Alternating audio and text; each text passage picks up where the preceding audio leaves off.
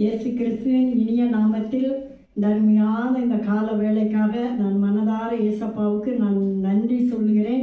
கடந்த 9 மாதமும் நம்மளை கண்ணின் மணிகள் போல பாதுகாத்து இந்த புதிய மாதத்தில் 10வது மாதத்தில் முதல் நாளில் தேவன் நம்மளை நினைத்திருக்கிறார், ஆசீர்வதித்திருக்கிறார். அதற்காக மீண்டும் ஒரு முறை நான் மனதார உள்ளத்தின் ஆழத்திலிருந்து இயேசப்பாவுக்கு நான் நன்றி செலுத்துகிறேன்.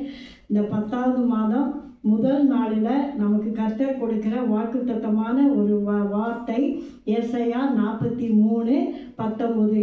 இதோ நான் புதிய காரியத்தை செய்கிறேன் என்று சொல்லி நான் ஆவியில் ஆண்டவரிடத்தில் ஜெபம் பண்ணி கொண்டிருந்த பொழுது 10வது மாதம் ஆண்டவரே எங்களுக்கு நீர் என்ன வார்த்தையை கொடுக்கிறீர் என்று கேட்ட பொழுது தேவன் சொன்னார், இதோ நான் புதிய காரியத்தை நான் இந்த மாதத்தில் உங்களுக்கு நான் செய்வேன் என்று சொல்லி. ஏன் ஆண்டவர் நமக்கு புதிய காரியத்தை செய்கிறார் என்று சொன்னால் அதில் ஒரு வார்த்தை சொல்லப்பட்டிருக்கிறது, வனாந்தரத்தில் வழியும் அவாந்தர வெளிகளில் ஆறுகளையும் நான் உண்டாக்குவேன் என்று சொல்லி.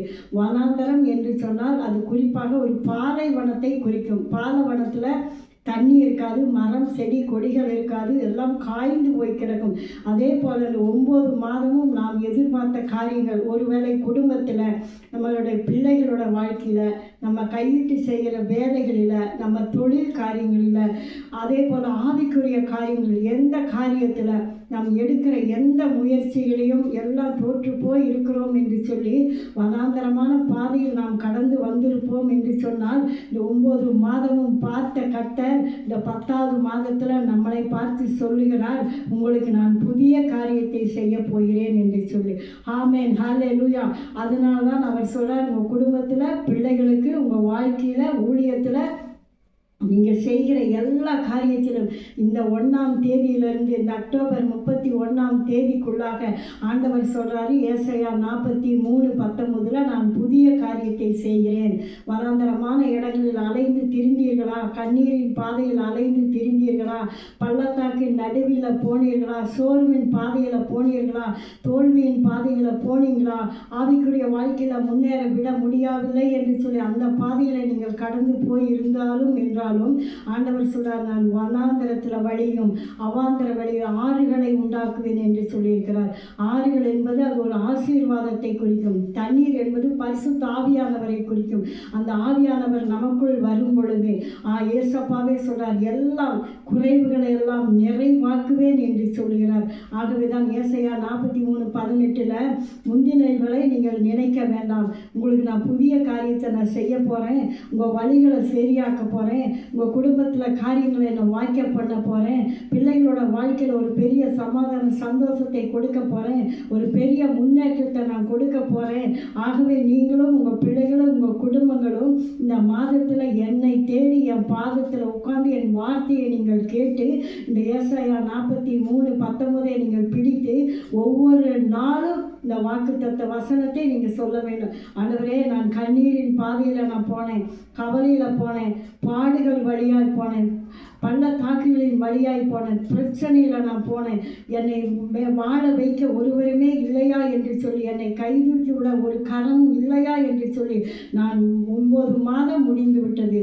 10வது மாதத்தில் என்ன செய்ய போகிறேன் என்று கலங்கி தவித்து இருக்கிற உங்களுக்கும் எனக்கும் பார்த்து ஆண்டவர் சொல்கிறாரே, மகளே மகனே, நீ பயப்படாத, நான் உனக்கு இதோ புதிய காரியத்தை செய்ய போகிறேன். எந்தெந்த காரியம் என்று சொன்னால், நம்ம எப்படி எதிலையெல்லாம் நம்ம தோற்று போய் மனம் உடைந்து உள்ளம் உடைந்து நொறுக்கப்பட்ட நிலைமையில் நம்ம இருக்கிறோமோ, தாவீது சொல்கிறார் சங்கீதம் 31:12 நான் உடைந்த பாத்திரத்தை போலானேன், எல்லாராலும் செத்தவனால மறக்கப்பட்டேன் என்று சொல்லி.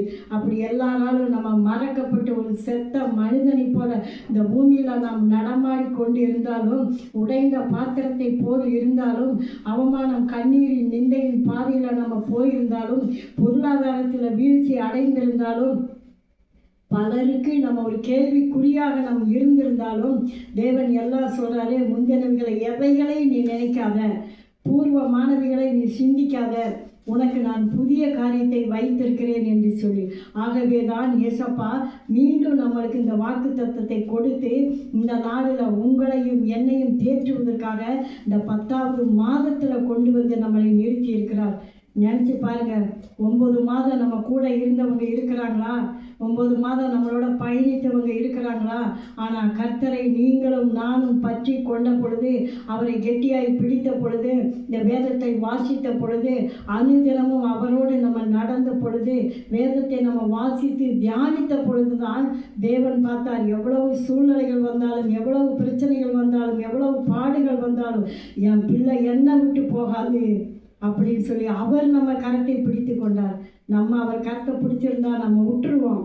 ஆனால் அவர் நம்ம கரத்தை பிடித்ததுனால இந்த 9 மாதமும் கடந்து இந்த 10வது மாதத்தில் முதல் நாளில் இன்னைக்கு உங்களை என்னையும் உங்களையும் உங்கள் பிள்ளைகளையும் நம்ம குடும்பங்களையும் நம்ம உறவுகளையும் நம்ம சுற்றி இருக்கிற ஜனங்களையும் நம்ம செய்கிற ஊழியங்களையும் கர்த்தருக்காக எடுக்கிற பிரயாசங்களையும் அது உலக காரியமாகவும் இருக்கலாம், உன்னத காரியமாகவும் இருக்கலாம், தேவனுடைய வேலையாகவும் இருக்கலாம். எந்த காரியத்தில் இந்த 10வது மாதம் நம்ம பிரயாசப்படுகிறோமோ அந்த காரியத்தில் தேவன் ஒரு புதிய காரியத்தை செய்ய போகிறார். ஏசப்பா எவ்வளவு நல்லவர். ஆகவே இந்த நாளில் வந்திருக்கிற நீங்களும் நானும், இந்த வார்த்தையை கேட்கிற நீங்களும் நானும் கர்த்தராகிய இயேசு கிறிஸ்துவை நாம் விசுவசிக்கும் பொழுது தேவன் நம்மளோடு கூட இருக்கிறார். நம்ம பழையவை எல்லாம் விட்டுறணும். பழைய காரியத்தை நினைக்கக்கூடாது, அதையே சிந்தித்து கொண்டு பேசிக்கொண்டு இருக்கக்கூடாது.